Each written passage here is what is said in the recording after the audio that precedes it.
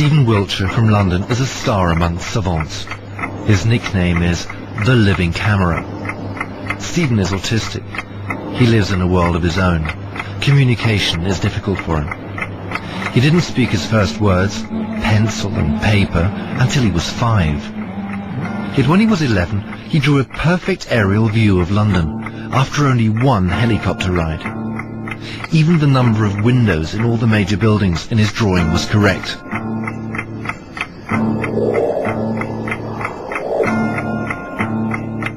For this film, we're testing the living camera in Rome.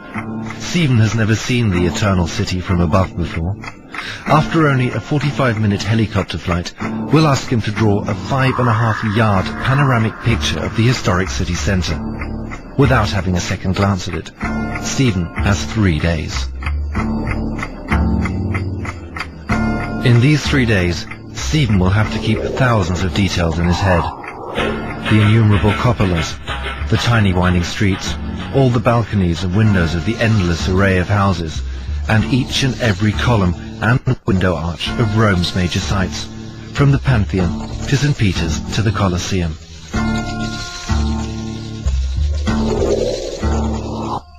Five and a half yards of paper can look scarily empty.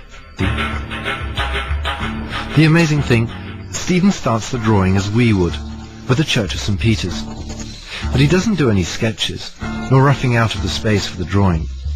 It's as if the panorama already existed within his head, with all the proportions, all the roads, all the details. At the end of the second day, Stephen is a good halfway through his creation.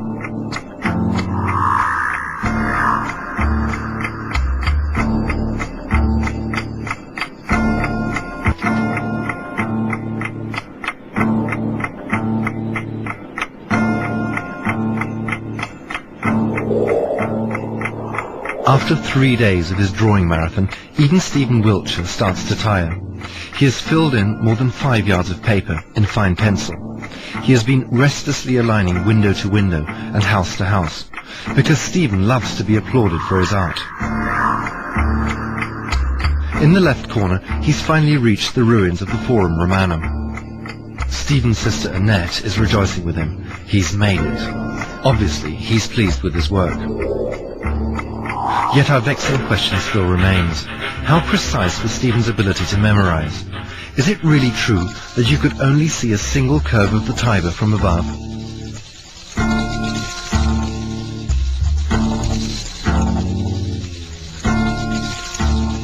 We started to compare the accuracy of the drawing with the real thing.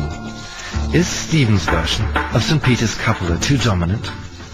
Yet here again, like with the curve of the Tiber, Stephen is frighteningly right.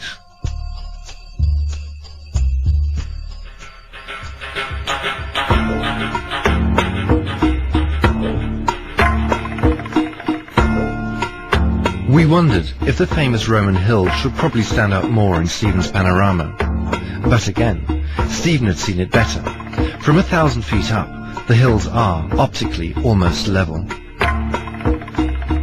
Checking the Pantheon, we did discover some minor inaccuracies on the roof. But the number of columns of the portal is, again, absolutely correct.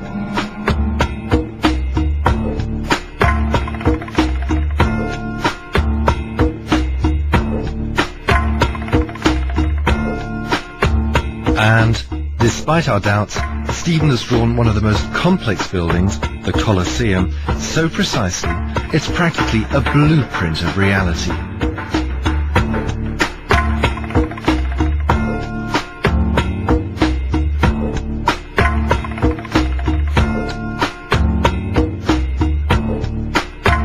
Stephen was also accurate in the instances we checked of nameless buildings and side streets. Had he had more time, his sister Annette believes, he would have put in even more detail.